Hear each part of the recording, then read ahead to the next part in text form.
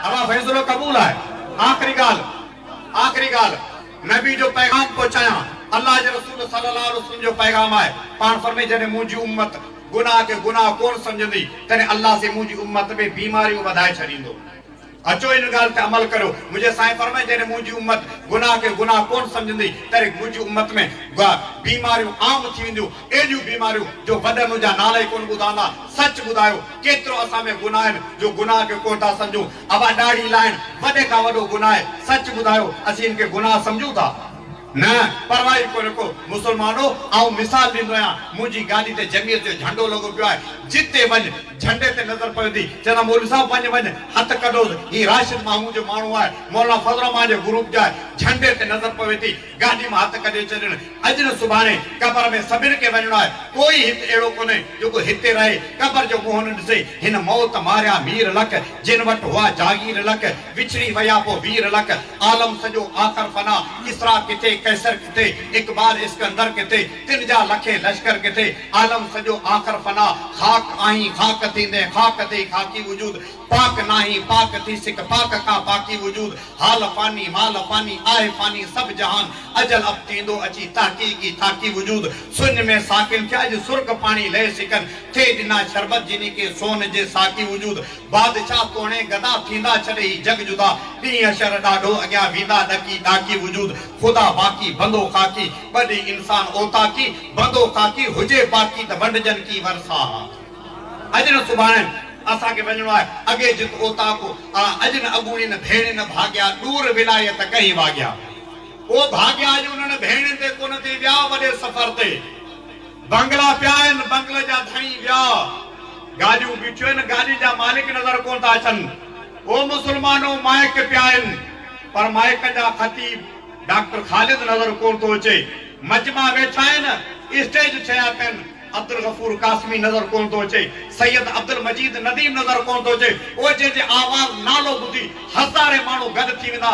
अज माइक पिया आहिनि स्टेज छया पेन मजमा लगा पेन पर उहे खतीब नजर नथा अचनि। अज न अगुणी न भेण न भाग्या दूर विलायत कहीं भाग्या बनी बनी जा वारिस जाग्या मालिक ॿिया थिया माल त साग्या दरते धारिन भोरी भाग दुनिया दर गुजर जो माग सुन तू हाणे नसीहत नेक हिकड़ी वींदे हलियो हेक सोड़ी कबर कान्हे वेक कंदे कोन सलाम अलैक बर में भोगी दे बेराग दुनिया दर गुजर जो माग। अबा कबर में तो सभिन के पहुंचणो है। कबर में पहुंचनासी जी झंडे ते नजर पवे थी चवंदा हथ कढो राशिद जो माण्हू आहे। जॾहिं असांजी दाढ़ी ते नजर पवंदी चवंदा हथ कढो मदीने वारे साईं जो माण्हू अथव। तो इंशाअल्लाह पंहिंजे मुंहं ते नबी जी सुन्नत सजाईंदासीं।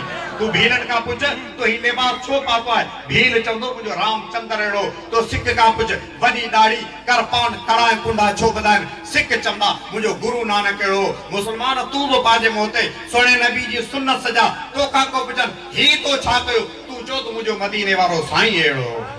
हिंदू के पंहिंजे आका जो हया अचे। अबा दाढ़ी कोन वॾो गुनाह आहे असी गुनाह समझूं था न बेपर्दगी वॾो गुनाह आहे असी गुनाह कोन था समझूं। बेपर्दगी त असां वटि फैशन थी वियो आहे। जेका पर्दो औरत करे उनखे चवंदासीं का सैतन जे घर जी का बीबी सगोरी आहे तॾहिं पर्दो कयो हले न त बेपर्दगी असांजो फैशन थी वियो आहे। अल्लाह जो रसूल फरमायो जॾहिं मूं जहन्नम के बेराज में राति ॾिठो तॾहिं ॾिठुमि हिकिड़ियूं औरतुनि खे उतर भर जहन्नम में टंगियो वियो। मूं जिब्राइल खां पुछियो जिब्राइल केरु आहिनि किसी तव्हांजो उम्मतियूं उहे औरतूं जेके सिर ते पोती न रखंदियूं हुयूं। पाण में मुझे जहन्नम में हिकिड़ियूं औरतूं ॾिठियूं जिन औरत जा मुंहुं खिंज़ीर जा जिस्म जो कुत्ते जहिड़ो। मूं पुछा के जिब्राइल केरु आहिनि चइसि तव्हांजो उम्मतियूं उहे औरतूं जेके अक्सर वक़्तु पलीत हालत में गुज़ारींदियूं हुयूं। जेका औरत पंहिंजे नुंहं ते नाखून फाली छॾे थी उनखे चओ अम्मा न तुंहिंजो वज़ू थींदो न तुंहिंजो तड़ लादो अगरि इन हालत में मौत थींदी आहे हराम मौत मरंदी। अबा बेपर्दगी आम आहे असीं गुनाह समझूं था न। नियाणी लाइक़ प्यारनि बेदीन न दीनदारन के वाज वेठो करया गैर मुस्लिम न मुसलमान के वाज वेठो करया। मुसलमानो दीनदारो न्याणी लायक प्यारन वडे का वडो गुनाह है। मुझे नबी जो फरमान है जरे मुझी उम्मत न्याणी लायक प्यारिंदी वो उम्मत के पैगाम जो को ख्वारी ने बदराम सान ले तैयार थी वजे। अबा नबी जो पैगाम सच्चो थींदो या कोन थींदो हथ कड़ी मुख बुधायो चो नबी जो पैगाम सच्चो असा जो ईमान है। जबल पंजी जगह छड़े सके तो सदर मुल्क बदर सदर थी सके तो पर रसूल जे ज़बान में निकतल गाल ना कूड़ी थींदी ना गलत थींदी चो गाल सच्ची को पाण फरमाए को ख्वारी न बदनामी ॾिसण लाइ तयार थी वञो मुस्लमानों न्याणी लाइक़ वेरंदासीं बदनामी ॾिसण लाइ तयार थी वञो जिते मोबाइल हुजे मुस्लमानों टच नेट फेसबुक व्हाट्सएप बेपर्दगी पाड़ा को इन विच में जेकॾहिं न्याणी लाइक़ वेहारींदा ज़ाहिर ॻाल्हि आहे त पोइ छुछकारियूं थींदियूं पोइ तोखे मिसकालूं लॻंदियूं ॾलो गोश्त मथे ते रखी कांगन ऐं सिरण खे गारियूं ॾींदे कांग ऐं सिर मुंहिंजे गोश्त ते झपा था हणनि कांगन खे गारियूं न ॾे पंहिंजे गोश्त खे ढके छॾ माण्हुनि खे राजनि खे गारियूं न ॾे पंहिंजी न्याणी जल्द खां जल्द उथार अल्लाह खां दुआ घुरो अल्लाह इज़त वारा रिश्ता नसीब करे इन खां बि वॾो गुनाह आख़िरी ॻाल्हि ॿुधायां न्याणियूं ॾिनियूंसीं पे मरी वियो पे जी टोटल मिल्क जो धणी वॾो भाउ थींदो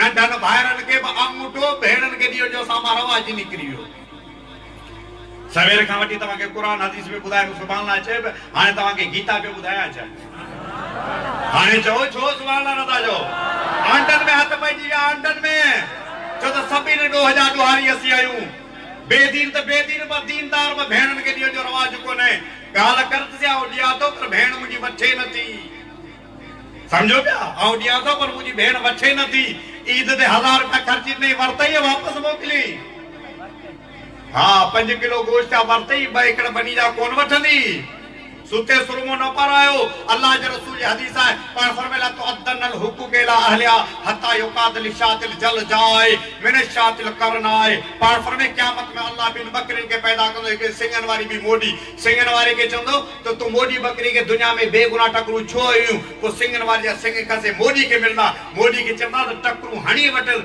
जो बेगुनाह तो के टकरू ही वो मोडी टकरू हणदी हिसाब बराबर थिंदो बैलेंस बराबर थिंदो बिनी के अल्लाह मिटी करे छंदो वो बकरी जका बेज़बानी है बेअक्ल है के हुक्म जी पाबंद कोने नर मादी ते चढ़े उन जे मथा ताड़ो कोने को नर पंजी भेण जे मथा चढ़े उन जे मथा को भी कानून कने जने बकरी के साथ जुल्म ज्यादती करे रब क़यामत जे हिसाब किताब वठंदो तवा का पुछा तो असि अहमद राजे जा पाडा आयू जो मुल्क चरी वजो खुदा से पुछंदो ही कोन को वो पंहिंजे भेण सां ज़ुल्म ज्यादती न करियो ऐं ॾिया थो भेण मूंखां वठे नथी साईं कासिम सुबुरो हयाती वेठो आहे उनखां पुछी ॾिसो थारू शाह में उते बयान कई हिकिड़ो वॾो पढ़ियल कहिड़ो ऑफिसर हो चइसि ॾिया थो भेण खे पर भेणूं मुंहिंजूं वठण थियूं चई अबा वञ सही हिकु दफ़ा भेण जेकॾहिं तोखां वापसि करनि पोइ तूं जॾहिं मिल्कत हिलाल आहे ॿिए ॾींहुं हिसाब करे 8 लाख रुपया खणी वियो भेण खे चई अदी बाबा जी मिल्कत मां तोखे ही 8 लाख रुपया आहिनि भेण रुगो झोली जली चई अदा अलाह कंदो भेण वेर वध हूंदे